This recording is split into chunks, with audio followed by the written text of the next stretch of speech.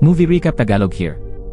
Si Sujong ay nagtatrabaho bilang leader ng planning team sa Yongsun Department Store. Ang department store na ito ay itinuturing na pinakamahusay sa industriya. Masipag siya at kinikilala dahil sa kanyang kahusayan sa trabaho. Hindi siya nagdadalawang isip na makipagtalo sa sinuman sa kumpanya, kaysa kimkimin ang anumang bagay na ikinainis niya. Isang araw, muli niyang nakilala si Juyon matapos ang 16 na taon. Siya ngayon ang kanyang boss bilang direktor ng Strategic Planning Division at tagapagmana rin ng department store. Nagsimula ang lahat noong taong 2009, makikilala natin si Sujong bilang isang masigasig at matalinong estudyante na hindi nagpapasindak kaninuman. Madalas siyang ibuli ng kanyang mga kaklase, tinutukso dahil wala siyang ina, kulang sa pera, at mababa ang estado sa lipunan. Ngunit hindi si Sujong ang tipong magpapatalo. Lumalaban siya gamit ang matalim na dila at matibay na loob.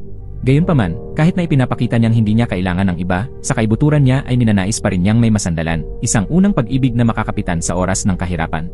Sa kanilang bahay, ang nakababatang kapatid niyang si Subin ay laging abala sa paglalaro ng video games, habang ang kanilang ama ay subsob sa trabaho at halos walang oras magulang. Si Sujong na ang umaako sa lahat, pinagsasabihan si Subin, nagluluto, at inaasikaso ang lahat ng bagay. Isang araw, narinig niyang tinutukso ng mga kalaro si Subin dahil mababa ang ranggo nito sa laro. Kaya't nangako siya na iaangat ang level ng kapatid sa loob ng 3 araw, kahit pa mga hulugan iyon ng puyatan at walang tulog.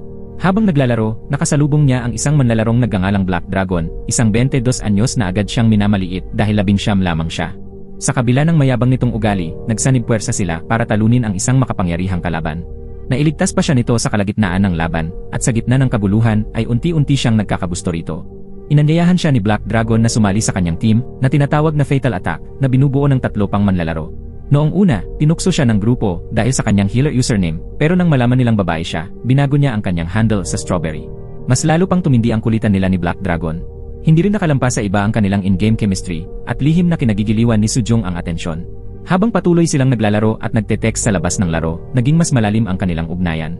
Nagbukas ng damdamin si Black Dragon, inamin na wala siyang mga magulang at madalas siyang nakakaramdam ng pag-isa. Nangako silang laging andyan para sa isa't isa, at unti-unti silang nahulog sa ritmo ng walang sawang chat, at mga gabing gaming session. Dumating ang pinakamalaking pagsubok ng magplano ang buong team ng isang real-life meetup, kung saan lahat ay nagpakita bilang kanilang mga karakter. Si Ultimate Pro ay nakakatakot gaya ng kanyang avatar, si Q-Tip ay may dalang emo vibes, at si Beanbug ay malambing at mabait. Biniro nila si Sujong na hindi raw talaga sumisipot si Black Dragon sa mga ganitong okasyon, ngunit naniniwala silang gagawa ito ng exception para kay Sujong. Ngunit nang biglang dumating ang isang wannabe 15 anyos na rockstar, na nagpakitang gilas gamit ang isang nakakahiyang performance at sintonadong pagkanta, gumuho ang mundo ni Sujong dahil siya pala si Black Dragon. Ipinahayag niya ang kanyang pag-ibig sa harap ng lahat, kabilang na ang mga bully niya, at labis na napahiya si Sujong. Tinawag niya itong kaawa-awa at umalis ng galit at lubos na nahihiya. Sa bahay, umiiyak sa unan, idineklara niyang ang kanyang unang pag-ibig ay isa lamang kahihiyan. Lumaktaw tayo sa 2024, si Sujong ay isa ng makapangyarihan sa mundo ng korporasyon. Kilala bilang Director Killer, napalabas na niya ang 3 tiwaling direktor na hindi nakayanan ang kanyang nobs na ugali. Iginagalang at kinatatakutan siya ng kanyang team, at lahat ay naghahanda sa pagdating ng bago nilang malas na boss. Samantala, si Ban Juyon, tagapagmana ng Yongsun Group at kaisa-isang apo ng chairwoman, ay nagtatrabaho ng palihim upang alisin ang katiwalian sa loob ng kumpanya. Mababa ang kanyang public profile, itinatago ang pagmamahal niya sa rock music, at nagsusumikap na protektahan ang imperyo ng pamilya. Ang susunod niyang tungkulin, maging bagong direktor ng Yongsun Department Store, na siya ring departamento ni Sujong. Ipinabatid ng kanyang sekretarya, si Chief Kwon, na gusto ng kanyang lola na pataasin niya ang kita at benta ng tindahan. Dahil nasa mahalagang posisyon na siya, kailangan niyang sundin ng mas mahigpit ang mga patakaran. Makikitang naglalakad si Juyon dala ang isang maleta, habang inaalala ang mga alituntuning dapat niyang sundin, palaging mukhang perpekto sa publiko, huwag gumawa ng bagay na makasisira sa reputasyon, at isakripisyo ang personal na buhay para mapanatili ang imahe ng isang huwarang negosyante. Ngunit ang laman pala ng maleta ay damit na pampalit para sa isang rock band concert. Habang nagsasayaw siya roon, tinawagan siya ni Chief Kwon ukol sa emerhensya tungkol sa kanyang lola. Sa pagmamadali patungong ospital, nadawit siya sa isang minor car accident, kasama walang iba kundi si Sujong. Sinubukan niyang balewalain ito, pero hindi basta papayag si Sujong. Sumakay siya sa sasakyan nito, determinado na tiyakin na hindi siya manloloko, at nauwi sa pagpunta rin sa ospital. Naisip ni Juyon na parang pamilyar siya, habang iniisip ni Sujong na nililigawan lang siya nito. Sa inis, naglaho siya sa gitna ng tao. Dumalo si Juyon sa libing ng isang empleyado kasama ang kanyang lola, at pinanood kung paano nito inalo ang anak ng Yumao. Labis siyang naantig dahil bumalik sa alaala ang panahong sinisi siya ng lola sa pagkamatay ng kanyang ama. Mula noon ay naglalakad siya sa mahigpit na lubid, laging nasa ilalim ng matinding presyon bilang tagapagmana. Sa bahay, natatagpuan niya ang kanyang aliw sa isang lihim na otaku cave, nakatago sa likod ng makinis na pader ng kanyang designer bedroom, tanging lugar na nakakahinga siya. Samantala, si Sujung naman ay naglabas ng sama ng loob kay Ultimate Pro na ngayon ay may-ari ng isang restaurant. Unti-unti niyang pinagtatagpi-tagpi na parang may kakaiba kay Juyon, ang paraan ng kanyang pananalita at pagkilos ay nakakakilabot na pamilyar. Hanggang sa dumating ang nakakatakot na realization, baka siya si Black Dragon at hindi siya handa rito. Kinabukasan sa headquarters, narinig ni Juyon ang boses ni Sujung na umaalingaw sa pasilyo, nagrereklamo tungkol sa lahat mula sa mga palpak na driver hanggang sa hindi masarap na pagkain sa cafeteria. Maliwanag na matagal na niyang pinipilit buuin ang lahat tuwing may direktor na umaalis, at ngayon ay determinado siyang makibagay sa bagong dumating. Si Juyon naman ay tahimik na nagmamasid at nagtatala kung paano mapapabuti ang departamento, at natuwa si Chief Kwon sa kanyang inisyatiba. Dumalaw siya sa kaibigan niyang si Chief Designer Kim Shin-won, isang kaibig-ibig pero magulong playboy. Pinag-iingat niya ito na umiwas sa office romance, bago biglang umalis nang madumihan nito ang kanyang polo. Maya-maya, pumasok na si Juyon sa bago niyang opisina. Tinulak ng team si Sujung na batiin siya, kaya nagpa siyang maging kalmado at makipaglaro sa office politics. Pero pagpasok niya, nadatnan niyang nagbibihis si Juyon at napahinto siya. Isang malaking tattoo ng dragon ang nakaukit sa likod nito at halos matulala siya. Siya pala ang lalaking nakaaksidente sa kanya. Agad siyang tinakpan ni Juyon sa bibig, pigil bago pa siya makasigaw sa natuklasan. Nahuli si Juyon na nagbibihis at lalong naging alanganin ang sitwasyon nang mapagtanto niyang si Sujung ay hindi lamang ang kilalang director killer, kundi siya ring babaeng aksidente niyang nabangga. Sa takot na sumigaw ito, mabilis niyang tinakpan ang bibig at itinaboy palabas, sabay sabing kalimutan na lang ang nangyari. Ngunit ang pinsala ay nagawa na, at sa isip niya, nagbigay siya ng unang strike kay Sujung at nagpa siya na kailangan niya itong bantayan. Ilang sandali pa, lumabas si Juyon para bumili ng chocolate latte dahil mahilig siya sa matatamis pero ayaw niyang may makakita. Dumating si Sujung at sinubukan pang bilhan siya, kaya't bigla siyang nataranta at tumakas. Hindi nagtagal, nakipag-agawan pa siya sa isang batang paslit tungkol sa isang limited edition toy, at muling nagtagpo sila ni Sujung, mukhang hindi talaga maganda ang araw niya. Napilitan siyang ibigay ang laruan sa bata habang natatawa si Sujung sa kanya. Nagsimulang isipin ni Juyon na banta si Sujung dahil alam na nito ang tatlo sa kanyang pinakamalaking sikreto, ang hit and run, ang tattoo, at ang kanyang rock club life. Naisip niyang tanggalin ito sa trabaho pero agad siyang pinigilan ni Chief Kwon. Kaya't naisip ni Juyon na pahirapan na lang siya hanggang kusang magbitiw. Sa susunod na meeting, binanatan niya ng husto si Sujung, sinusuri ang bawat salita nito. Ngunit nanatiling kalmado si Sujung at mabilis na nakaganti ng walang kahirap-hirap.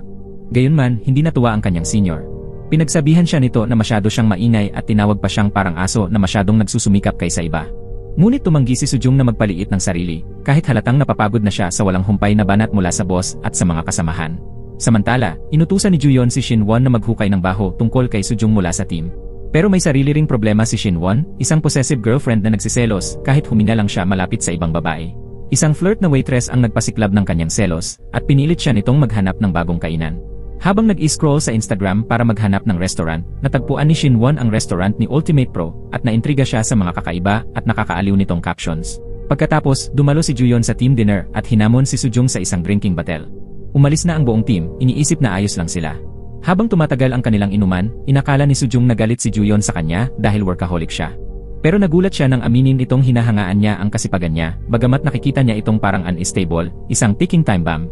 Nalasing si Juyon ng husto at nagsimulang humingi ng chocolate milk. Aliw at litong-lito, binilhan siya ni Sujung at pinauwi sa pamamagitan ng taxi. Pag-uwi, nadatnan niyang nagtatrabaho pa rin ang kanyang ama. Pinilit niya itong tumigil pero tumanggi ito, sinasabing kaya pa niyang magtrabaho bago tuluyang tumanda. Kinabukasan, sobrang napahiya si Juyon sa pagkatalo kay Sujung at sa pagkakita nitong lasing siya. Dumalo ang kanyang lola at pinaalalahanan siyang hindi siya pwedeng magkamali. Isang flashback ang nagpakita kung gaano ito kabrutal. Minsan noong bata pa siya, sinunog nito ang isang bagay na mahal niya bilang parusa. Sinubukan siyang palakasin ng loob ni Chief Kwon, sinabing hindi naman siya mukhang lasing at makukuha rin niya ang approval ng kanyang lola. Ngunit sa base, kumakalat na ang chismis na lasing daw ang bagong direktor kay Sujung. Galit na galit si Juyon na sira ang kanyang imahe. Nang marinig niya ang usap-usapan, binanatan at minaliit niya si Sujung sa harap ng lahat. Doon na siya pumutok at hinamon itong sibakin na lang siya kung ganoon talaga siya kagalit. Hinila siya ni Chief Kwon sa gilid at binalaan na maghinay-hinay bago pa siya ireklamo. Samantala, isang kakampi nilang si Yang ang nagbunyag kay Sujung na may chismis na si Juyon ang tagapagmana ng kumpanya.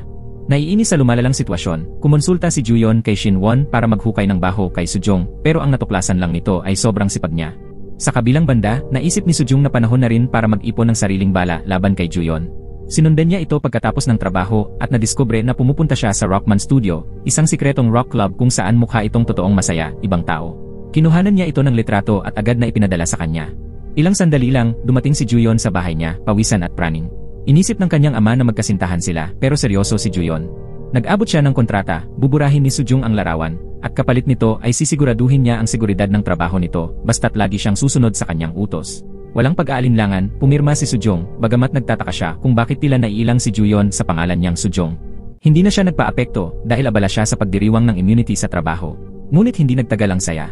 Seryosong tinupad ni Juyon ang kontrata, lagi niya itong tinatawagan, isinasama kahit saan, kunwari hindi niya ito pinagkakatiwalaan at kailangang bantayan ng mabuti. Umabot pa sa puntong isinama siya sa shopping, pinapanood itong magsukat ng mga damit. Nang mapansin nitong natitigilan siya sa isang piraso, pinili niya iyon at nagrenta rin ng katugmang bestida para kay Sujong, lahat para sa isang formal event kinagabihan. Samantala, sa panig ni Shinwon, dumalaw siya sa restaurant ni Ultimate Pro at muntik nang mabangga ng isang siklista. Agad siyang nailigtas ni Ultimate Pro gamit ang lakas nito, bagay na ikinagulat niya. Dumating ang girlfriend niya at agad siyang inakusahan ng panloloko dahil lang sa isang ngiti.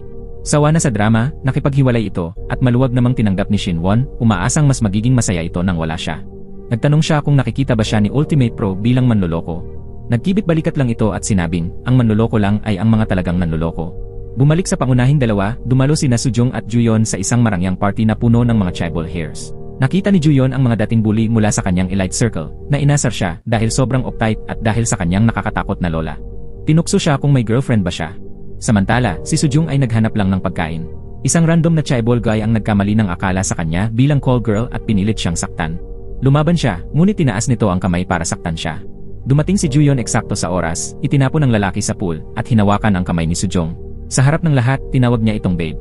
Pagkasabi noon, agad siyang umatras, nagkunwaring sa lalaki niya sinabi.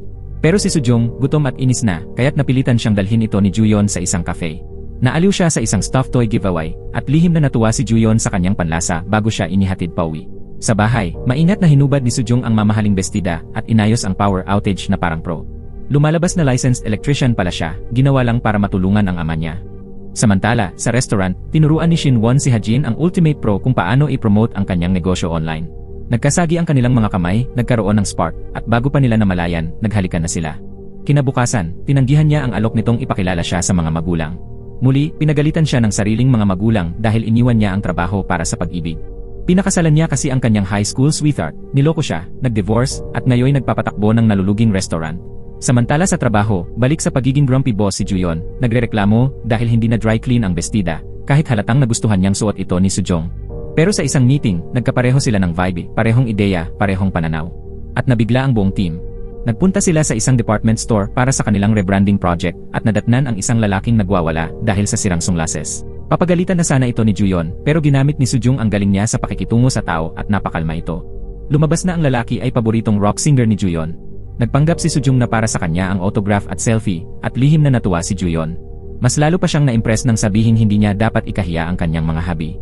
Sinabi ni Juyon kay Kwon na hindi na niya sisibakin si Sujong, at sinabi naman ito sa team na maayos pala itong boss. Kinagabihan, nadatnan niya itong nag-overtime at sinabihang umuwi, medyo bastos pa rin, pero sinabayan ng papuri na itago ang bestida dahil maganda ito. Maya-maya, sinusubukan niyang isabit ang autograph ng rockstar sa kanyang secret nerd den, nang dumating si Shinwon dala ang pagkain at problema sa pag-ibig. Nagtanong ito tungkol sa destiny, na nag-trigger ng isang strawberry-shaped heartbreak trauma kay Juyon. Binalaan niya itong huwag na huwag ibig, bago tuluyang palayasin matapos siyang biruin. Bumisita si Juyon sa bagong tindahan ng kapatid niyang si Hajin, pero naistorbo siya ng abiso sa delivery ng bago niyang collectible. Umiikot sa isip niya ang mga sinabi ni Sujong, at napapangiti siya. Samantala, sa Sulu Restaurant, nakatanggap si Hajin ng engrandeng sorpresa mula kay Black Dragon, may mga bulaklak, robot, at ice sculpture pa. Nalaman ito ni Sujong at nagalit lalo na nang madiskubre niyang palihim pa ring naglalaro ng online games si Hajin kasama si Juyon. Sa trabaho, nagsisimula ng magkapalagayang loob sina Sujong at Juyon. Nagkasabay silang sumakay sa elevator, at tinukso siya ni Sujong tungkol sa kanyang smartwatch. Hinawakan niya ang pulso nito, nagkapuwang ng tensyon, nagtititigan pa sila, at biglang pumasok si Kwon, sakto para masaksihan ang hindi sinasadyang pagsampal ni Sujong kay Juyon habang sinusubukan nitong makatakas. Nakakita sila ng limited edition na pink toy, at nataranta si Juyon dahil may katulad siya nito sa bahay. Nagmadali siyang umuwi para tiyakin, at natuklasan niyang nawawala rin iyon sa dati nitong pwesto. Habang nagpapanik, isang alaala ang bumalik, isang mas batang Juyon ang umuwing wasak matapos siyang tanggihan ni Sujong, at nagalit ang mahigpit niyang lola sa kanyang damit at mga laruan. Sinisi nito ang kanyang mga hilig sa pagkamatay ng kanyang mga magulang at sinunog ang lahat, kabilang ang laruan na bigay pa ng kanyang nanay at tatay. Sa kasalukuyan, nadiskubre niyang ligtas pa rin ang laruan sa bahay, naligtasan ng krisis. Ngunit sa opisina, narinig niya ang mga biro ng team tungkol sa misteryosong lalaking nawala ng laruan, at nagalit siya.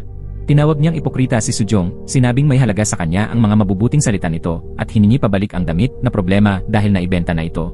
Nagpatuloy si Juyon sa pagbagsak ng emosyon, sinabing hindi naman niya kailangan ng mga kaibigan. Pinawi ang lungkot niya nang dumating ang bago niyang rave light na agad namang nasira dahil sa depektibong plug. Nakahanap siya ng kilalang hardware store, ang No. 1 Hardware, at nagpadala ng request para ipaayos. Siyempre, pagmamayari iyon ng tatay ni Sujong. At siya mismo ang sumagot sa tawag. Nakamasid si Juyon mula sa kanyang garahe, pilit na nananatiling hindi nagpapakilala. Pero napansin ni Sujong ang autograph pagpasok sa sikreto niyang silid, at nahuli ni Juyon ang mukha niya sa CCTV. Nagmadali siyang tumakbo para pigilan ito, pero huli na, nabuksan na ni Sujong ang pinto at nakapasok. Sa isang masakit na alaala, naalala ni Juyon na habang nagmamaneho ang kanyang ama papunta sa isang anime event nang salpukin sila ng isang truck. Namatay ang kanyang mga magulang at ang malamig na lola niya ang nagsisi sa kanya sa aksidente. Isang araw, nakita niyang umiiyak ang kanyang lola at mula noon, pasan niya ang bigat ng kasalanan, determinado siyang makuha ang kanyang pag-apruba. Balik sa kasalukuyan, nagkunwari si Juyon na ang otaku room na nakita ni Sujong ay pag-aari ng kanyang pamangkin.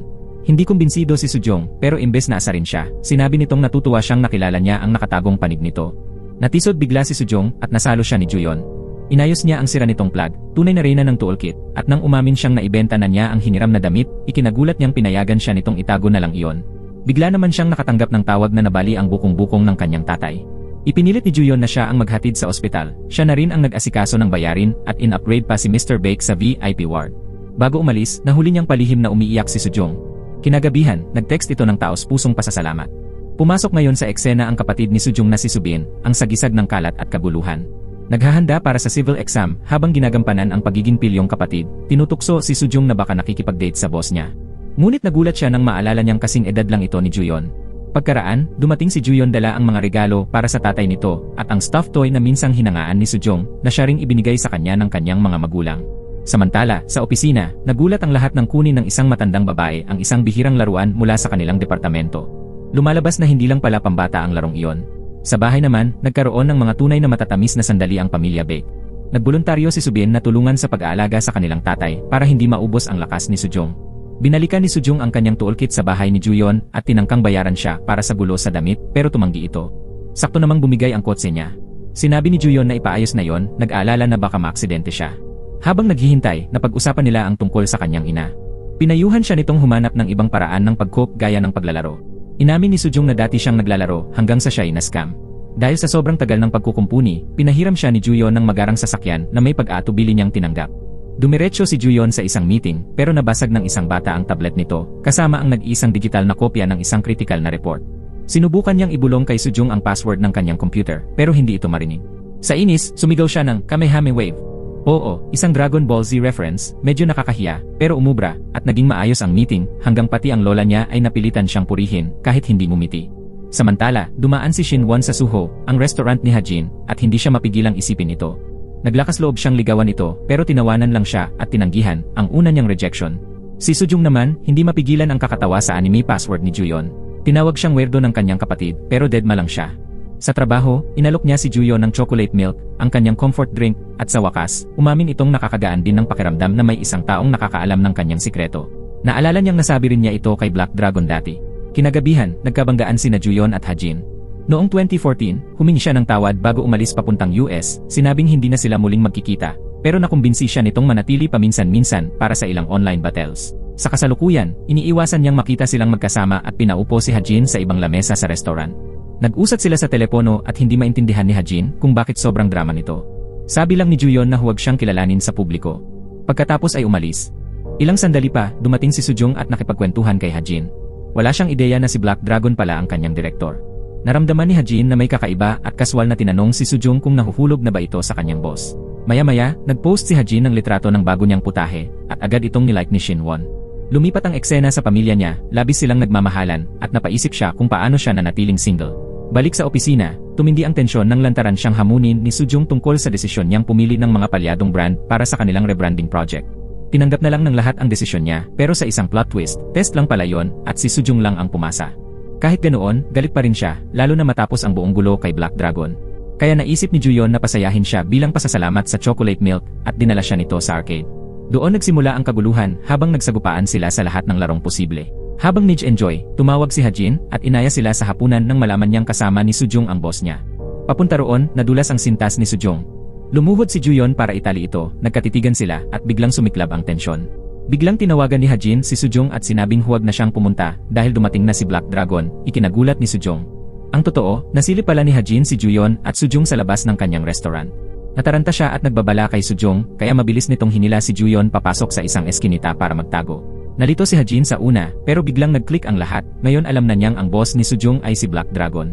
Habang nakatago, sinabi ni Sujong kay Juyon na bumalik na sa bayan ang kanyang first love, si Scammer. Sa gitna ng kanyang kaba, bigla niyang napansin kung gaano katigas ang dibdib nito, at gaya ng dati, sinamantala ni Juyon ang pagkakataon para makakuha ng papuri. Naghintay siya kasama nito sa bus stop, at bago siya umalis, ibinigay niya sa kanya ang laruan na napanalunan niya sa arcade, isang peking tugiengi, kapareho ng minsang ibinigay ng mga magulang niya. Nagreklamo siya na peke yon, pero tumangging isauli. Kinabukasan, sinubukan ni Hajin alamin kung ano talaga ang namamagitan kina Sujong at Juyon. Umamin si Sujong na mabait naman pala si Juyon sa kabila ng una niyang masamang impresyon. Pero nang tanungin tungkol kay Black Dragon, tumanggi siyang maniwala na nagbago ito. Paglaon, napansin ni Hajin na magkasama sina Shinwon at Juyon at agad niyang hinila palayo si Shinwon. Bumalik ang alaala noong una siyang ipakilala ni Shinwon sa gaming. Noon, si Juyon ay masayahin at palabiro, pero matapos siyang tanggihan ni Sujong, tuluyan siyang nagsara ng damdamin. Sa kasalukuyan, in-update ni Hajin si Shinwon tungkol sa buong gulo. Pareho nilang napagtanto na kapag nagkainlaban sina Juyon at Sujong at nalaman ang totoo, tiyak na magiging malaking sakuna. Samantala, si Sujong ay may malambing na ngiti habang tinitingnan ang peking tugiengi, habang si Juyon ay inilagay ito sa tabi ng orihinal. Ngunit oras na para sa operasyon, paghiwalayin sila. Sinubukan ni Shinwon na maghasik ng distansya sa trabaho sa pamamagitan ng pagbibintang na may gusto si Sujong sa isang kasamahan. Umaasa siyang kikilos ang no-dating policy ni Juyon. Pero bigo siya, dahil napaisip lang lalo si Juyon kung totoo ang gusto siya ni Sujong. Samantala, nag-alok si Hajin ng libreng pagkain sa kanyang restaurant para lamang sa mga single na lalaki, umaasang makahanap ng bagong love interest si Sujong. Sa opisina, nadula si Nana at nasabing nagtatanong tungkol kay Sujong si Shinwon. Dahil sa kuryosidad, nakipagkita siya rito. Siyempre, nalaman ito ni Juyon at agad na nagpanik. Dumating siya sa cafe at nakitang nakangiti si Sujong, agad niyang inisip ang pinakamasama at umalis ng durog ang puso. Pero si Sujong, inisip na sinasabotahe siya ni Shinwon at hinarap ito ng diretsahan. Samantala, hindi pa rin mapakali si Juyon tungkol sa date kaya bigla siyang pumunta sa bahay ni Sujong. Binalaan niya itong babaero si Shinwon at nararapat siya sa mas mabuti. Naantig si Sujong sa malasakit nito at nilinaw ang hindi pagkakaunawaan. Biniro niya kung ano ang mangyayari kung sakaling magustuhan niya si Shinwon. Nabigla si Juyon pero umamin na hindi niya kakayanin yon at napaisip si Sujong. Sa trabaho, galit na galit si Sujong nang palitan ng boss nila ang Ganghan Farm brand sa revamp lineup. Hinamon siyang kumbinsihin mismo ang Ganghan, isang halos imposibleng misyon dahil hindi pa sila nakipag-partner sa anumang korporasyon noon. Nalaman ito ni Juyon at sumunod hanggang sa rural na baryo. Sa kasamaang palad, galit si CEO ng Ganghan sa mga chaebol. Kaya't napilitan si Sujong na ipakilala si Juyon bilang kanyang nakababatang kapatid. Nagulat siya nang malaman na sinundan siya nito hanggang doon. Sabi ni Juyon, minsan nakakalungkot din ang pagbibigay ng lahat. Pero inis pa rin siya sa pagtawag na kapatid. Sabi ni Sujong, mas nakakatawa naman kung tinawag niya itong boyfriend. Nalito si Juyon sa sinabi. Para makuha ang loob ni Ann, sabay silang tumulong sa gawaing bukid. Nadula si Sujong sa gitna ng pagtatalo at tinangka siyang sagipin ni Juyon, pero pareho silang nahulog at nabasa sa imbakan ng tubig. Sa lungsod, dumalaw si Shinwon kay Hajin para magplano ng plan B. Pero naisantabi ang usapan nang magbanding sila sa mga libro. Sa huli, wala pa rin silang plano at may kakaibang koneksyong nabuo. Balik sa baryo, inaya ni Ann sina Sujong at Juyon sa hapunan. Hindi sila tumigil sa pagbabangayan, lalo na sa isang mapait na side dish. Paulit-ulit siyang tinatawag ni Juyon na Nuna, na ikinataranta ni Sujong. Pero nang makatanggap ng tawag si Ann mula sa kanyang apo, naantig si Juyon sa pagmamahal nito sa bata. Ginamit ni Sujong ang sandali para i-pitch na hindi kailangang maging trendy ang Ganghan, ang mahalaga ay manatili silang matatag para sa kanilang pamilya. Maya-maya, hindi na malaya ni Sujong na nakainom siya ng malakas na homemade alcohol. Huli na nang ma-realize ni Juyon, kaya hindi na sila makakabalik. Inalok sila ni Ann na magpalipas ng gabi. Pagkatapos makatulog si Ann, lumabas silang dalawa para mag-stargazing. Nagbukas ng damdamin si Sujong tungkol sa pagiging binubuli noon dahil wala siyang ina at palaging nararamdaman ang pangangailangang patunayan ang sarili. Lubos itong naintindihan ni Juyon dahil pareho silang dumaan sa ganoon. Nagbiro sila tungkol sa malas nilang first loves at nag-toast para sa kanilang mutual trauma. Tumawag si Hajin para kumustahin sila pero natawa lang si Sujong at sinabing tinitingnan niya si Juyon gaya ng tinitingnan niya si Subin, isa lang na lalaki, hindi romantikong interes. Narinig ito ni Juyon at nasaktan. Maya-maya, lumapit si Juyon at hinalikan siya. Tinanong kung hindi pa rin ba niya ito nakikitang isang lalaki at hinalikan siyang muli. Hindi makatulog si Sujong buong gabi, paulit-ulit na iniisip ang halik. Halatang balisa siya at si Juyon man ay hindi rin nakatulog. Kinaumagahan, inaya siya nitong maglakad at kahit kinikilig siya, plano na niyang humanap ng banayad na paraan para tanggihan siya dahil hindi naman niya ito nakikita sa ganoong paraan. Dinala siya ni Juyon sa bukal at ipinilit na tikman niya ang tubig. Masigla at mainit ang kilos nito, at nang madulas siya, nasalo siya nito, pero bigla ring itinulak palayo, na lalo lang ikinagulo ng isip ni Sejong. Pagbalik sa baryo, pumayag si CEO An na makipagpartner sa Yang Seung. Lumabas na, lihim na ipinakilala ni Juyon ang kanyang tunay na pagkakakilanlan para makuha ang tiwala nito. Nangako rin siya ng pamumuhunan ng Yang Seung para sa ospital at infrastruktura ng Ganghan. Sa biyahe pa uwi, nagpasalamat siya kay Sejong at nagtanong kung pwede niyang patugtugin ang playlist niya. Habang enjoy siya sa tugtugan, tahimik namang nagingit-ngit si Sejong, inis na parang nagkakahiyaan silang pag-usapan ang halik. Pagdating nila, sa wakas ay binanggit niya yon, pero tinawag lang iyon ni Juyon na isang pagkakamali. Tinamaan siya roon, at mariing sumagot na hindi niya kailanman nakita si Juyon bilang isang lalaki, bago nag-walk out. Pero hindi rin niya matigilan ang pag-isip tungkol dito, kaya tinawagan pa niya ito sa 10 oras ng gabi. Sa gulat niya, wala itong maalala sa halik, akala niya ang tinutukoy na pagkakamali ay ang pagkalasing nila at ang pag-iwan sa kanya ni Sejong para sagutin ang tawag. Nabigla si Sejong at medyo nasaktan din si Juyon sa sinabi nitong hindi siya mukhang lalaki. Kinabukasan, todo makeover siya para magmukhang manly at humingi pa ng tips kay Kwon dahil mas bata ang asawa nito. Agad namang nagduda si Kwon na may nangyari sa Ganghan, kaya dali-daling umalis si Juyon bago pa siya makapagtanong. Sa trabaho, todo lapit si Juyon kay Sejong at binigyan pa ng luxury buffet ang buong team niya. Naamoy ng kanilang babaeng superior ang tensyon at sarkastikong nagbiro na baka nakikihiga si Sejong para umangat. Agad sinagot ni Sejong na hindi niya tinitingnan si Juyon ng romantiko na narinig naman muli ni Juyon. At parang hindi pa sapat, biglang tumawag si Hajin para sabihin kay Sejong ang tungkol sa abogadong ipinapakilala niya rito. Narinig din yon ni Juyon. Samantala, ibinunyag ni Kwon ang malaking balita, kinilala na siya ng kanyang lola bilang apo at plano na nitong gawing publiko yon. Pero may kapalit, inaasahan siyang maging tulad ng yumaong anak nito, buong buo ang suporta sa Yang Seung. Sinabi pa ni Kwon sa matanda na wala itong buhay sa labas ng trabaho. Naisip ni Juyon ang lahat ng matatamis na alaala kasama si Sejong at itinuring ang mga iyon na sayang lang. Pinayuhan niya ang sarili na huwag sirain ang bihirang pagkakataong maging tagapagmana. Sa trabaho, ipinaliwanag ni Sejong ang kaguluhan ng damdamin niya kay Jeonsu gamit ang isang hypothetical. Naunawaan agad ito ni Jeonsu at sinabing siguradong gusto siya ng lalaki. Nagkukunwari lang itong nakalimutan ang halik dahil natatakot ma-reject. Napangiti si Sejong sa ideya na natatakot si Juyon, pero tinawag siya nito sa opisina para bigyan lang ng bonus para sa Ganghan deal. Walang damdamin, purong negosyo at hindi siya na-impress. Sa bahay, natagpuan niya ang romance manga na hiniram niya kay Juyon at galit na nagtungo roon para harapin siya. Pero bago pa makatok, nag-imagine siya na tatanungin siya nito kung nagustuhan ba niya ang halik. Nataranta siya at saka bumukas ang pinto. Binanatan niya si Juyon tungkol sa pangit nitong taste sa manga, sinabing habang buhay itong single, at bigla na lang niyang nasabi na papayag na siya sa blind date ni Hajin. Tuwang-tuwa sina Hajin at Shinwon na parabang nanalo sa loto. Pero habang patuloy na nagbabakasakali si Shinwon na mahulog si Hajin sa kanya, hindi talaga ito interesado. Sa pag-alis niya, nasalubong niya ang ex niyang si Yoonhee na puno ng pagsisisi. Diretsahan niyang sinabi na kapag tapos na siya, tapos na talaga, at doon niya na-realize na ganoon din si Hajin at panahon na para bumitaw. Samantala, nakipagkita si Sejong sa kanyang blind date na si Jiwoo pero hindi niya mapigilang isipin si Juyon. Si Juyon man ay hindi rin tumitigil sa pag-isip sa kanya. Pareho silang naging malamig at mailap sa trabaho. Kinagabihan, dumalo si Juyon sa isang seremonya kasama ang kanyang lola. Dumating si Jiwoo para sunduin si Sejong at agad sumama ang loob ni Juyon. Kahit nang manalo siya ng Philanthropy Award, wala siyang gana. Naroon din ang tagapagmana ng Goryom, ang manyakis na ng chancing kay Sejong at tinukso siya. Agad namang dumepensa ang lola ni Juyon, nilinaw na hindi pa siya opisyal na tagapagmana at ang pinakamabisang tagapagmana lang ang makakakuha ng titulo. Pinuri rin nito ang progreso niya at sinabing handa na itong gawing publiko ang kanilang relasyon. Nang muli siyang tuksuhin ng Goryom hair, binuhusan niya ito ng champagne gaya ng tunay na boss. Samantala, lumabas muli si Sejong kasama si Jiwoo. Nagpunta sila sa Yongsun para mamili, at kahit sobrang corny ng mga banat nito, medyo natatawa siya. Si Juyon naman ay nagmumukmok sa isang concert, hanggang sa marinig niya ang isang babae na sinabing, hindi ko siya nakikitang lalaki. Biglang bumalik ang alaala ng halik at natulala siya. Dumating siya sa tindahan suot pa ang concert outfit, hinila si Sejong papasok sa fitting room at blurt out na siya ang kanyang first kiss. Habang umiinit ang eksena, may empleyadong sumubok buksan ang pinto. Halatang halata na hindi pa rin nakaka-move on si Sejong kay Juyon, kahit nasa second date siya kay Jiwoo. Tinawagan pa siya ni Juyon sa gitna ng date, tinanong kung nasaan siya, at dumating mismo, suot pa rin ang concert outfit, habang nagsusukat si Jiwoo ng damit. Bigla na lang niyang hinila si Sejong sa fitting room at binanggit ang halik. Naging sobrang awkward nang may clerk na sumubok buksan ang pinto, kaya nagpanik si Sejong, dali-daling lumabas at nagdahilan na inaayos lang niya ang kanyang blouse. Gumawa siya ng distraction para makalusot si Juyon. Naguluhan at sobrang overwhelmed, tinanggihan ni Sejong si Jiwoo. Pagkaalis nito, humingi ng tawad si Juyon dahil nakalimutan niya ang halik, pero nilinaw niyang hindi niya yon pinagsisisihan, na lalong nagpagulo ng damdamin ni Sejong. Sakto namang tumawag si Hajin, dahilan para makahanap siya ng excuse para makaalis. Pero nang gabing iyon, hindi makapigil si Sejong sa kaiisip kay Juyon.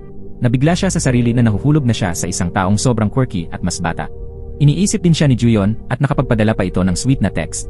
Ngumiti si Sujong pero iniwan lang niya ang mensahe nito. Samantala, nagtataka si Hajin at ang mga magulang niya kung bakit bigla na lang binitawan ni Sujong si Jiwoo. Hindi tinatantanan si Hajin ng kanyang ina, pilit siyang pinadadate, at bigla niyang nabanggit ng hindi sinasadya na baka may nararamdaman siya para sa isang tao.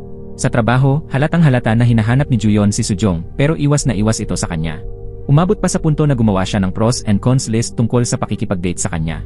Ang cons ay gaya ng dragon tattoo niya at ang pagka-obsessed niya sa gaming. Doon nagsimula ang gulo ng opisyal ng ibunyag na apo pala ni Chairwoman Ban si Juyeon at nag-eksplosyon ang internet. Lahat sa opisina ay humanga, kabilang na si Mr. Baek. Reality check para kay Sujong, isang ordinaryong empleyado lang siya, samantalang si Juyeon ay tagapagmana ng Yongsong. Binura niya ang kanyang listahan. Nang sa wakas ay makorner siya ni Juyeon, binigyan niya ito ng brutal na katotohanan, siya ay subordinate nito, at kapag nahuli sila, siya ang tiyak na matatanggal. Hindi ito gusto ni Juyeon pero alam niyang tama siya. Sa ibang dako, hindi makalimot si Shinwon kay Hajin.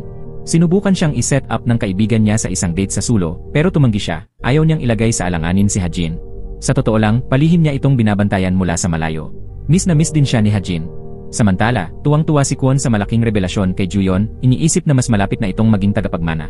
Pero doon na-realize ni Juyeon na kung pipili siya sa pagitan ni Sujong at ng kumpanya, masasaktan siya alinman ang piliin. Nang magkwento ng damdamin si Shinwon tungkol kay Hajin habang lasing, nakarelate si Juyeon sa unang pagkakataon. Balik sa opisina, pilit nagpapacool si Juyeon pero hindi niya maiwasang tumitig kay Sujong. Sinabi nitong may date siya pero hindi sinabi kung sino. Siyempre, nagpakita si Juyeon at nadatnan siyang nagla-lunch lang pala kasama ang pamilya niya.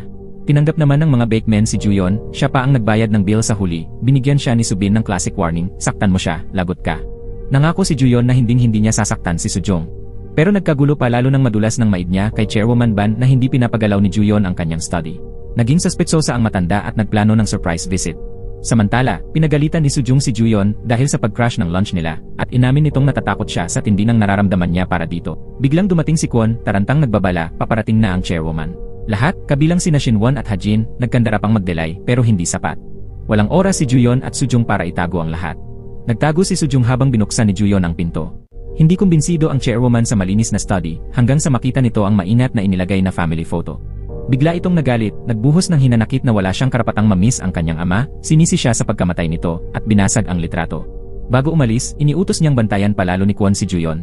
Pagkaalis niya, tinulungan ni Sujong si Juyeon maglinis, at nagbukas ito ng damdamin na ang kanyang hobbies lang ang tanging kasiyahan niya, at lahat ng bagay na minahal niya kailangang nakatago, maliban kay Sujong. Hindi na niya kayang itago ang nararamdaman niya. Umuwi si Sujong na malalim ang iniisip. Napansin ng kanyang ama na malungkot siya, pero sinigurado niyang hindi ito tungkol sa kanya. Paulit-ulit niyang naalala ang matatamis na sandali kasama si Juyeon at sa wakas ay nagdesisyon. Tumakbo siyang hanapin ito at nadatnan sa may fountain. Tinanong niya kung talagang ayos lang ba kay Juyeon ang panganib ng pagkakalantad. Tumango ito at doon umamin si Sujong na gusto rin niya ito. Naghalikan sila at sa atik ng bahay, nakita ang mga gamit ni Juyeon na nakatago, kasama ang isang kahong may label na Black Dragon. Nagpalitan ng ngiti at mahihinang tawa sina Juyeon at Sujong. Nag-atubili siyang hawakan ang kamay nito pero siya mismo ang naunang humawak. Naglakad-lakad sila ng magkasama, nagtatawanan, pero tuwing papalapit na silang madiskubre ang koneksyon nila sa gaming, may biglang istorbo. Dahil hindi pa sigurado sa kanilang relasyon, paulit-ulit na umatras o nagtago ng damdamin si Sujong. Sa paghihiwalay nila, nag-rock and roll hand sign si Juyeon. Natawa siya, at ipinaliwanag nito na ang ibig sabihin noon sa sign language ay I love you. Maya-maya, nagpadala siya kay Juyeon ng selfie na ginagaya ang sign, sobrang saya nito. Sa kabilang banda, lumapit kay Hajin si CEO Lee Yong-jeon pero mariin niya itong tinanggihan at iniwan. Sa parehong oras, nag-unfollow si Shinwon sa account ni Hajin bago pumunta sa class reunion. Nagsismisan ang ilang kaklase tungkol sa ex ni Hajin, at nang dumating siya, kalmado niyang sinabi na ayos lang siya. Lumabas na magkasama pala sila ni Shinwon sa parehong paaralan, at nagtagpo sila sa rooftop para makaiwas sa mga usisero. Doon, nag-open up si Hajin tungkol sa kanyang ex, akala niya panghabang buhay na sila, pero niloko siya agad matapos silang ikasal. Sinabi ni Shinwon na palagi siyang tapat, at alam na rin nito na palihim siyang bumibisita sa sulho para siya ibantayan. Tinanong siya ni Hajin kung gusto ba niya itong makasama sa kama. Sagot niya kung magjowa lang sila. Hinalikan siya ni Hajin at pabirong sinabing kailangan na nilang magsimula sa pakikipag-date. Nang weekend, dumaan si Juyeon sa bahay ni Sujong pero nahuli siya ni Mr. Baek at biglang hinila papasok sa bahay gamit ang isang palusot. Lalong nagkagulo nang dumating si Subin. Puro patama ang binato nito kay Juyeon na lalo lang nalito. Pagkaalis niya, pinagalitan ni Subin si Sujong sa pagiging pabaya sa love life nito. Iniisip pa niya ang eksenang parang drama na buhusan siya ni Chairwoman Ban ng tubig at pera. Pero tinawanan lang ni Sujong, bagamat natouch siya nang umamin si Subin na ayaw lang niyang masaktan ito. Maya-maya, habang naghihintay ng meeting, tinanong ni Juyeon si Kwon kung bakit siya tinulungan, pero itinanggi nito, at imbes ay sinabi na siya ang pinakamahusay na papalit kay Chairwoman Ban. Tahimik na binalaan siya nitong itigil ang paggawa ng mga pagkakamali. Samantala, tinanong ni Shinwon si Hajin kung bakit bigla siyang nagbago ng isip tungkol sa kanila, at simple lang ang sagot nito, ayaw niya ng komplikado. Gusto nila ang isa't isa, masaya sila, at sapat na yon. At sang-ayon siya. Lunes ang unang araw ni Sujong at Juyeon bilang magkasintahan sa trabaho. Tuwing muntik na silang mahuli, dinadaan ni Sujong sa pagsigaw sa kanya sa harap ng iba para maitago. Naiinis si Juyeon at nagtatampo, kaya't sinusubukan niya itong bawiin sa kanya. Hindi sinasadyang dagdagan ni Deputy Yang ang tensyon nang magsalita siya tungkol sa mga blind date ni Sujong at sa hilig nito sa mas matatandang lalaki. Ganting parusa ni Juyeon, pinag-shredder siya ng mga papel. Kinagabihan, nagulat si Sujong nang madiskubre niyang magkarelasyon na sina Hajin at Shinwon. Habang nag-uusap sila, nagbiro ang mas nakatatandang magkasintahan na tipong gusto ni Juyeon ay malalambing at sweet na babae, nakabaliktaran ni Sujong kaya't nainis siya. Nag-init ang sitwasyon sa trabaho nang magbangayan ang dalawang sales team. Pumasok si Juyeon, pinakalma ang lahat, at pinuri pa si Sujong sa trabaho niya. Pero matapos umalis ang lahat, inakusahan na naman siya ng kanyang boss na nakikipagtalik kay Juyeon para umangat. Sa kanilang unang totoong date, na-realize ni Juyeon na hindi siya pwedeng basta magsuot ng gusto niya. Nasagip ni Sujong ang sitwasyon sa pamamagitan ng couple outfits na akma pa rin sa chaebol image niya. Nais ni Juyeon na hindi nila kailangang itago ang relasyon, pero okay lang iyon kay Sujong. Nagbago lang ang mood niya nang patugtugin ni Juyeon ang kantang Minsan na nilang pinagsaluhan noong panahon nila sa gaming. Ikinuwento niya yon at agad na nagselos si Juyeon dahil tila nakatira pa rin sa isip niya ang kanyang first love. Tinawanan lang ito ni Sujong pero pinilit siya nitong kalimutan na ang nakaraan at gawing kanila ang kanta. Maya-maya, aliw na aliw si Juyeon sa kanilang soft launch photos, pero agad nawala ang saya nang makita siya ni Shinwon at ma-realize na si Sujong ang misteryosong girlfriend niya. Sa trabaho, nahirapan si Sujong sa isang client pero nalaman niyang naasikaso na ito ni Juyeon. Humanga siya at lalo lang siyang tuksuhin nito. Nahuli naman ni Kwon ang pamumula ng pisngi niya at nagduda kung bakit ang tagal ng report meeting nila. Ibinunyag ni Shinwon kay Hajin ang tungkol kina Juyeon at Sujong. Nagulat siya pero ayaw niyang guluhin dahil mukhang masaya naman sila. At umaasa lang siyang hindi na madiskubre ang buong katotohanan. Kinagabihan, nagkunwari si Juyeon na nagpapahanap ng lumang mangga kay Sujong para lang magkaroon ng dahilan na bumisita. Natawa si Sujong at naghalungkat ng mga kahon sa atik. Pero biglang nag-iba ang hangin nang dumating si Juyeon at makita siyang may hawak na kwintas. Tinanong siya ni Sujong kung siya ba si Black Dragon, parehong kwintas ang suot nito noong nag-propose ito sa kanya 15 taon na ang nakalipas. Doon na nila pinagdikit ang mga piraso ng kanilang nakaraan sa gaming. Iniabot ni Sujong ang mangga, tapos agad siyang bumalik sa loob, halatang natabunan ng emosyon. Noon, ang batang si Sujong ay binubuli dahil sa kahirapan ng pamilya, at nang masaktan ang bully, siya pa ang sinisi. Bitbit ang bigat ng konsensya ni Mr. Bake. Pero pinili ni Sujong ang resiliency, kailangan niyang maging matatag para sa pamilya. Sa kasalukuyan, na-realize niyang hindi pa siya kailanman umasa sa iba, maliban kay Black Dragon. Samantala, sina Hajin at Shinwon, na tila nasa parehong wavelength, ay nagsisikap gumawa ng paraan para makapagsabi na ang dalawa bago pa lumala ang sitwasyon. Inamin ni Sujong na hindi siya galit na middle schooler pala si Juyeon, kundi ang kasinungalingan ang masakit. Hindi siya sigurado kung sino ba talaga ang minahal niya, ang totoong 15 anyos o ang peking 22 anyos na kanyang pinaniniwalaan. Sinubukan ni Shinwon maging tagapamagitan, pero matatag si Sujong, hindi sila pwedeng magpatuloy sa relasyon. Wasak si Juyeon, iniisip na kaya sanang harapin ang nakakahiya nilang love story, pero sa tingin ni Hajin, natatakot lang si Sujong na muling masaktan. Kinabukasan, nagkunwari si Juyeon na normal sa opisina, pero kalaunan kinumpronta niya si Sujong. Humingi siya ng tawad, umaasang makita nitong nagbago siya. Pero nang hindi siya matinag, napikon siya at tinawag itong walang puso. Ganti ni Sujong, kung hindi siya nagbago, bakit niya dapat paniwalaan na nagbago si Juyeon? Bumagsak ang mundo ni Juyeon, naglasing kasama si Shinwon, at doon niya lubos na naramdaman kung gaano kasakit ang naging kasinungalingan niya. Lalong gumulo ang sitwasyon nang kumalat online ang litrato niya habang kumakain kasama ang pamilya Baek, kalakip ang chismis na ikakasal na sila ni Sujong. Uminit ang opisina sa chismisan, at lalong nainis ang babaeng superior niya. Sinubukan ni Juyeon ipaliwanag kay Kwon ang nangyari, pero hindi kumbinsido ang lola niya. Ipinag-utos nitong si Bakin si Sujong. Pinigilan ni Juyeon, pero pagkatalikod niya, si Kwon naman ang inutusan ng matanda na akuin ang sisi. Nag-alala si Sujong matapos marinig ang komprontasyon, kaya chinek niya si Juyeon, pero malamig nitong binaliwala siya, pinaalalahanan na wala na sila. Nagulat siya sa biglaang paglayo nito. Nang gabing iyon, bumuhos ang ulan at napilitan siyang bumili ng payong. Habang naglalakad, hindi niya mapigilang isipin si Juyeon, ang kantang kanilang pinagsaluhan, at ang sandaling sinabi nitong mamuhay sa kasalukuyan. Tumulo ang luha at nagulat ang mga Baekmen sa kanyang biglang pag-iyak. Gusto sanang harapin ni Subin si Juyeon, pero umamin si Sujong na siya ang nakipaghiwalay at humingi siya ng tawad kay Mr. Baek dahil hindi siya naging mas matatag. Samantala, sa opisina, tahimik na nagbuhat ng payong si Juyeon, halatang patungo kay Sujong pero pinigilan ang sarili. Kinabukasan, ramdam ang bigat ng tensyon sa trabaho, pero para kay Deputy Yang, biyaya yon, baka sa wakas matapos na ang chismis. Sa sulho, balik trabaho si Shinwon, naglilinis.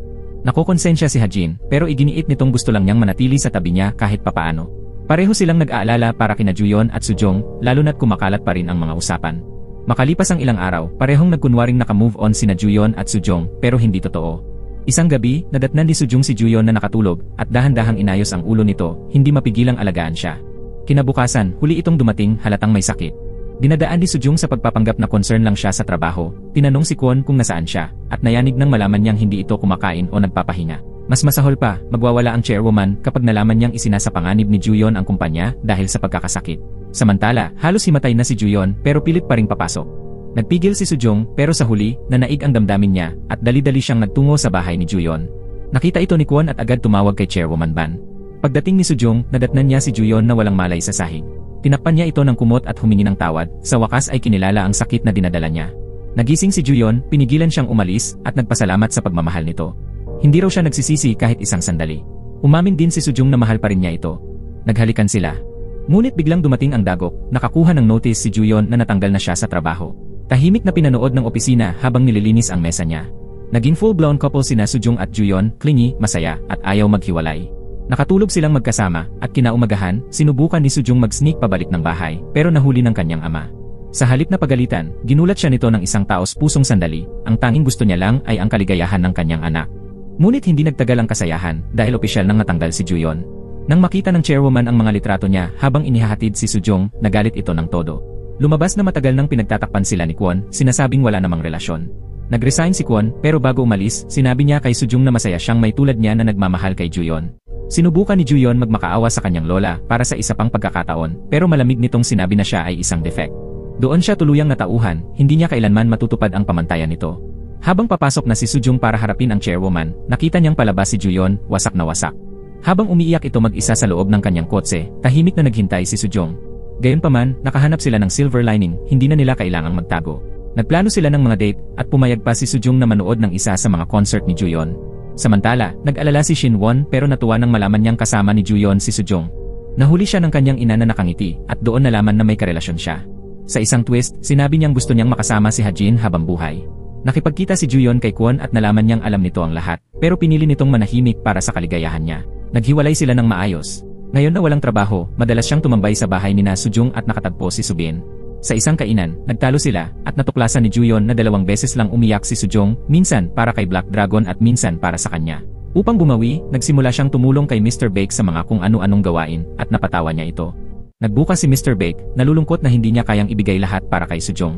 Nangako si Juyon na hindi niya sasaktan si Sujong muli. Sa corporate side, nagtalaga si Chairwoman Ban ng bagong direktor, si Park Ji-chul, at palihim na iniutos ang termination ni Sujong. Samantala sa bahay, nagluluto si Juyon para sa mga bake at lihim silang humanga. Nag-away pa ang mga lalaki kung sino ang matutulog sa tabi niya at nauwi silang tatlo na parang mga college roommates sa sala. Tuwang-tuwa si Sujong at palihim na nag-text kay Juyon na magtagpo sila sa attic. Nagyabang ito tungkol sa kanyang mga computer build, tinukso siya ni Sujong at nauwi silang magdamag na nagbabasa ng mangga. Kinabukasan, inihatid ni Juyon si Sujong at nangakong hindi na niya ito paiyakin ulit. Lumisan siyang nakangiti pero may dumating na bagong pagsubok. Na-transfer si Sujong sa tech department. Tinanggap niya ito ng buong tapang, lantaran pang inamin na nakikipagrelasyon siya kay Juyon at hinarap ang bagong trabaho. Nakakagulat, nagpakita ng pagsisisi ang dati niyang superior at umamin na ang pagkainis niya kay Sujong ay dahil naiinggit siya sa work ethic nito. Samantala, may sariling gulo sina Shinwon at Hajin. Bumalik ang ex ni Hajin kasama si Mrs. Seo, umaasang magkakabalikan sila, pero ibinulgar ni Hajin ang katotohanan, niloko siya nito. Sinubukan siyang saktan ni Mrs. Seo pero napilayan lang ang kamay.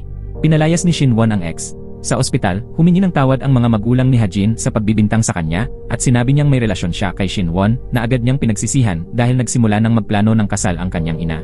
Samantala, nakaramdam si Juyon na may tinatago si Sujong nang hindi siya nagsabi ng tungkol sa kanyang araw. Ang totoo, hinarap na siya ng chairwoman. Tumanggi si Sujong na umalis, sinabing may karapatan si Juyon sa isa pang pagkakataon. Ipinaglaban niyang walang magiging mas masipag o mas mamahalin ang kumpanya kaysa sa kanyang apo.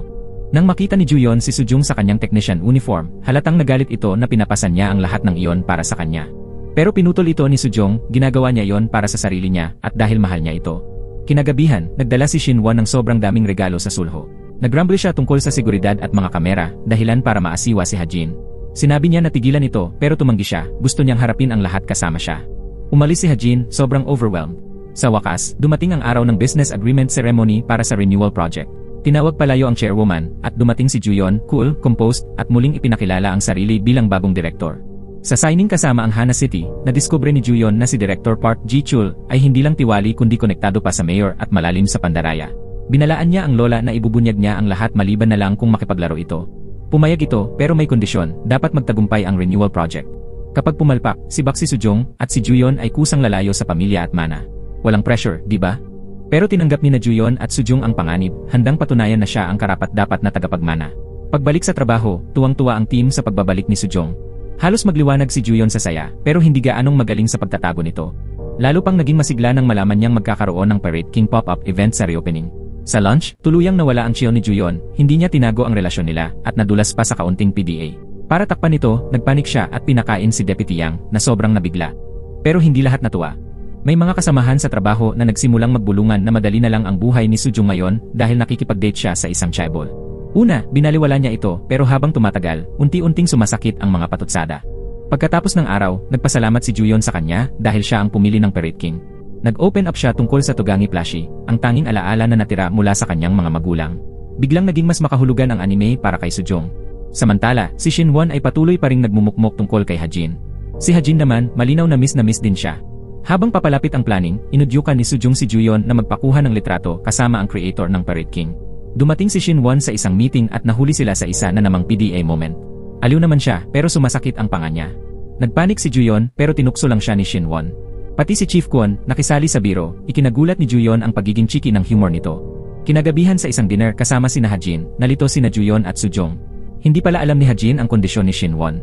Malungkot siyang nag-open up tungkol sa breakup, sinabing sobrang nasaktan siya ng ex niya kaya hindi na siya makapagtiwala muli. Maingat na sinabi ni Sujong na ang kagustuhang pagkatiwalaan si Shinwon ay isa ng anyo ng pagmamahal. Samantala, sobrang pinupush ni Juyon ang sarili niya at napansin ito ni Sujong. Nadula si Kwon na may deal ito kay Grandma at nagalit si Sujong. Pero hindi nagsisisi si Juyon, alam niya ang sakit ng hindi napapansin at hindi niya matitiis na matanggal si Sujong matapos ang lahat ng nagawa nito. Kay Hajin naman, umalinggaw ang mga salita tungkol sa tiwala. Pati mga customer, tinatanong tungkol kay Shinwon at napapansin kung gaano ito kalambing sa kanya. Pero hindi nagtagal ang magagandang vibes. Dumating si CEO Kim Mi-jong ng Big Forest Mall, sinusubukan i-recruit si Sujong. Binalaan siya nito na kahit anong sipag niya, iisipin ng tao na umangat lang siya dahil kay Juyon. Si Juyon naman may sariling gulo. Pinilit niyang pigilan ang isang bata na mabangga ang isang tao may dalang mainit na sabaw. Natumba ang bata at umiyak at ang mga magulang nito nagdrama. Isang conveniently clip video lang ang kumalat online, yung parte lang na natumba ang bata. Ayun, kinain siya ng cancel culture. Umatras ang performers, sponsors, pati ang author ng Parade King, 3 araw bago ang reopening. Dahil lahat nakataya, tumawag ng meeting si Juyon, at lumabas na si Black Dragon pala ang pinakamalaking sponsor ng Parade King. Nakipagkita siya sa author, na naantig sa tunay na pagmamahal niya sa serye, at tinanong kung band ba talaga si Juyon. Noon, si Sujong pala ay nauna ng bumisita at nagbigay ng parehong taos-pusong speech tungkol sa passion ni Juyon at tumatak iyon sa isip ng creator.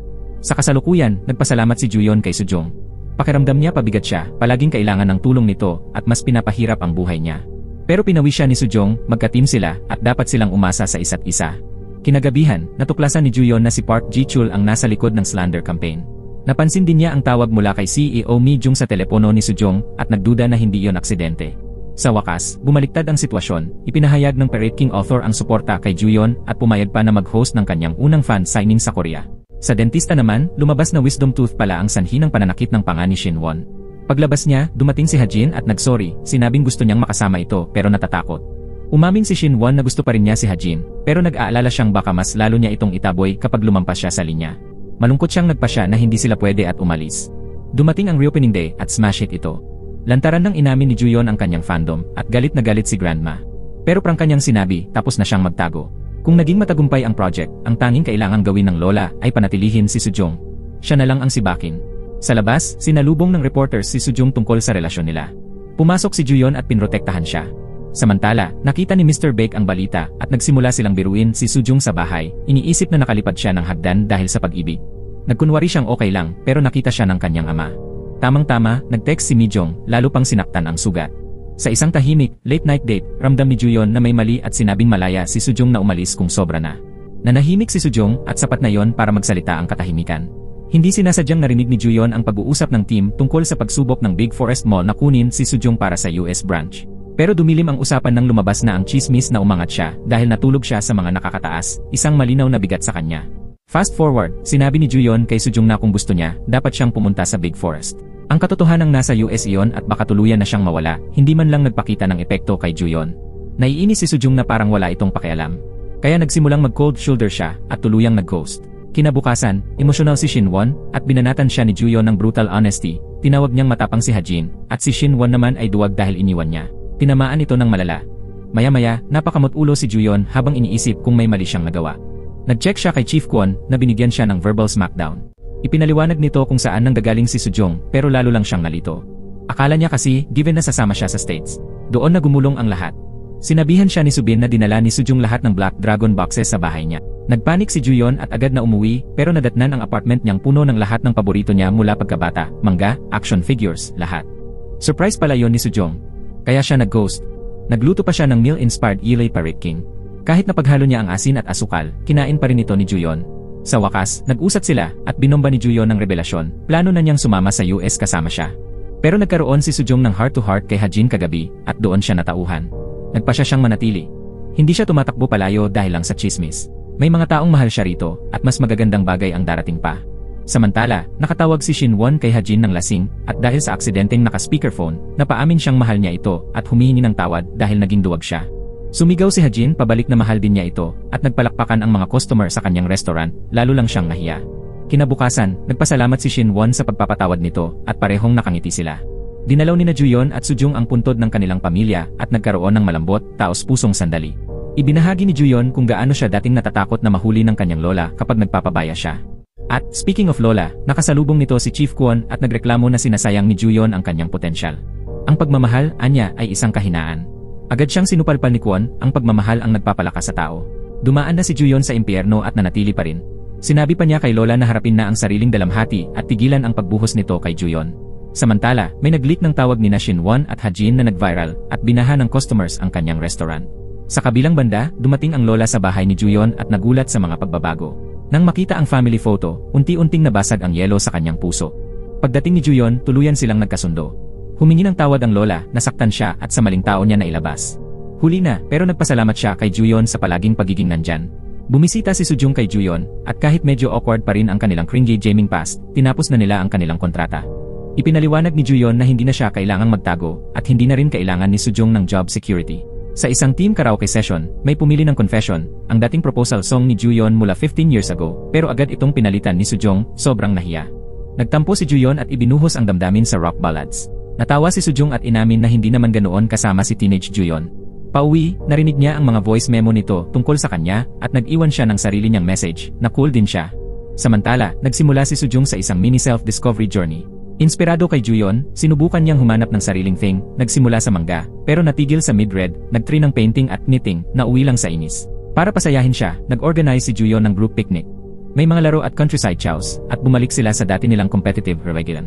Sinabi ni Shinwon kay Hajin na pwede pa rin itong dalhin ang kanyang takot at duda, buburahin nila ito ng magkasama. Pumayag si Hajin at niyakap siya, tuluyang pinagtibay ang kanilang maliit na kasunduan. Kalaunan, nag-resign si Shinwon sa Yongsung at nagpa siya na maging business partner ni Hajin. Nabigla si Juyon pero tuwang-tuwa si Shinwon sa buhay kusina. Si Mr. Bake naman, na ngayon ay lihim ng Yongsung shareholder, dahil sa matalinong pag-ipon, gustong harapin ang lola, pero naunahan siya nito ng paghingi ng tawad. Sumali na si Juyon sa board, opisyal nang pumapasok sa kanyang papel. Kalaunan, nanood sila ng concert ng paboritong banda ni Juyon, ang Crackshot. Nakilala sila ng lead singer mula sa Sunglasses Store, wild na coincidence. Pag-alis, inamin ni Sujong na totoong masaya siya. Siguro hindi niya kailangan ng habi, basta may mga ganitong sandali. Na-promote si Sujong bilang section chief, pero kumalat na naman ang maruming chismis na nakarating siya doon dahil natulog siya sa mga boss. Sa wakas, may isang babaeng superior na nagsalita, humingi ng tawad, at sinabing sana noon pa siya tumindig, gaya ng ginawa ni Sujong. Sa ibang updates, naging firefighter si Subin at nagdiwang ang pamilyang Bake. Pagkatapos ng kanilang concert date, natagpuan ni Juyon ang key lock necklace na tinanggihan noon ni Sujong. Habang palabas sila, nakakita sila ng high school couple na nagpo-propose in public. Natawa sila sa dami ng kanilang pinagdaanan. Sa pagkakataong ito, binigyan siya ni Juyon ng totoong kwintas, isang diamond necklace, at tinanggap niya. Nagtapos ang serye sa isang montage ng kanilang pagiging full-on couple goals. Nagmuni-muni si Sujong, ang kapalaran ay kung ano ang gagawin nila rito, at masaya siya na ang madilim niyang nakaraan ang nagdala sa kanya sa tunay na pag-ibig. At dito nagtatapos ang pelikula. Shout out kay Flor de Liza Onday. Maraming salamat sa panonood. Hanggang sa muli, paalam.